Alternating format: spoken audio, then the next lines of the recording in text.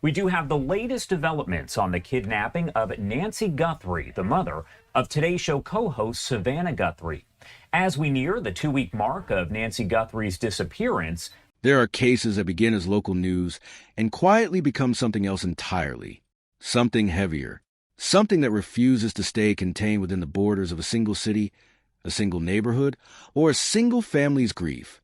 The disappearance of Nancy Guthrie is one of those cases. What started as a missing persons report in Tucson, Arizona, gradually peeled back layer after layer of something far more complicated. A web of evidence, secrecy, and physical discoveries that investigators say they were not prepared to find. Nancy Guthrie was 84 years old. She had lived in the same home in Tucson's Catalina foothills for more than 5 decades. She was a mother, a grandmother, a woman of deep routine and quiet faith. She played mahjong. She kept a journal. She cared for family members who needed her.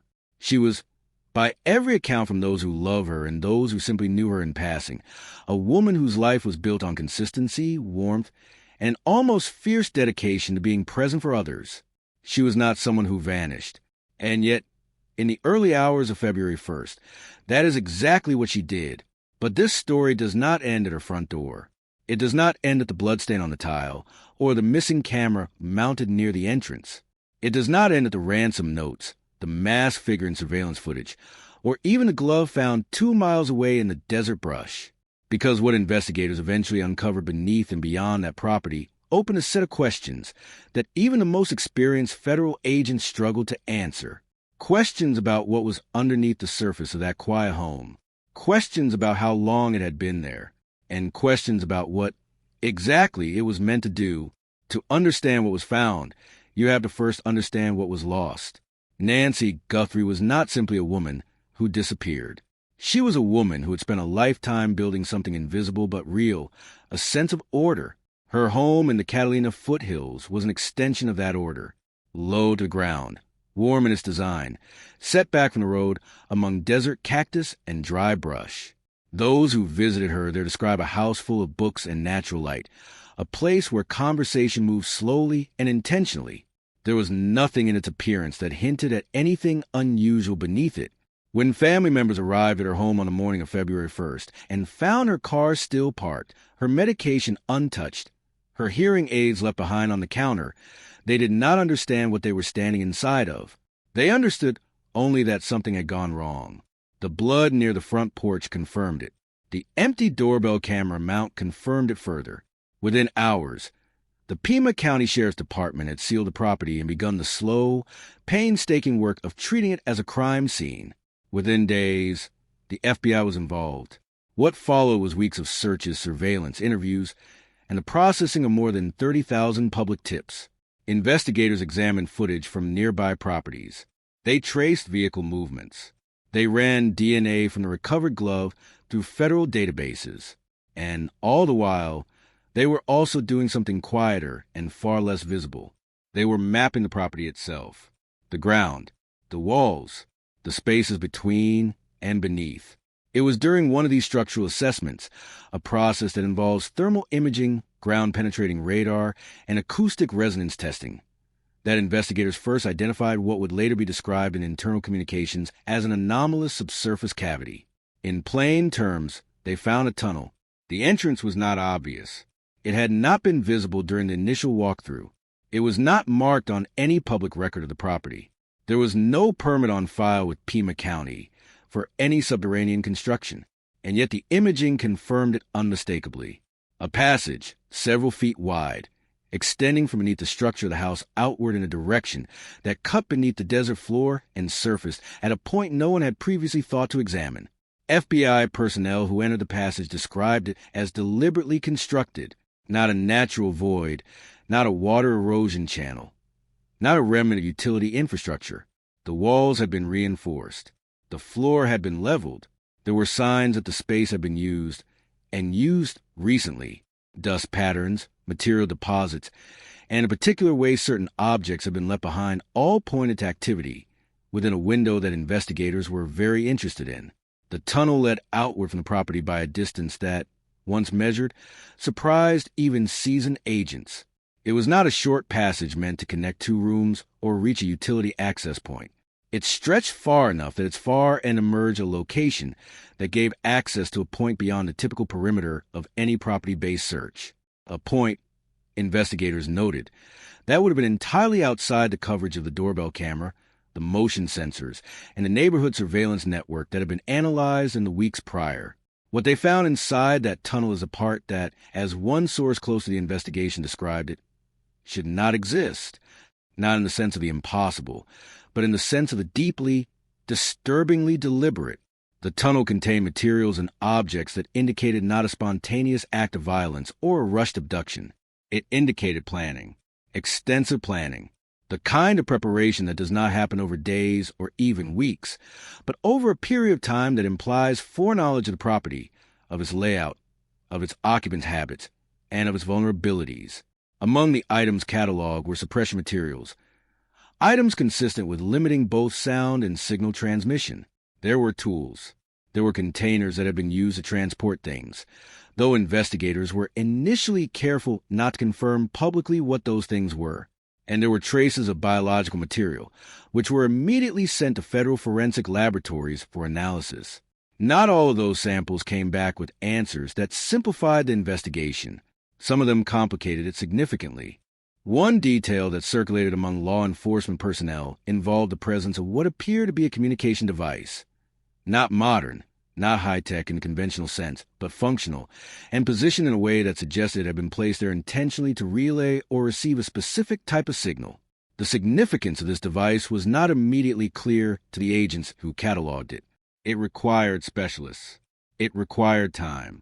And as that process unfolded, the investigation shifted again, taking on a dimension that moved it further from the realm of an ordinary, if horrifying, kidnapping. The tunnel discovery did several things at once.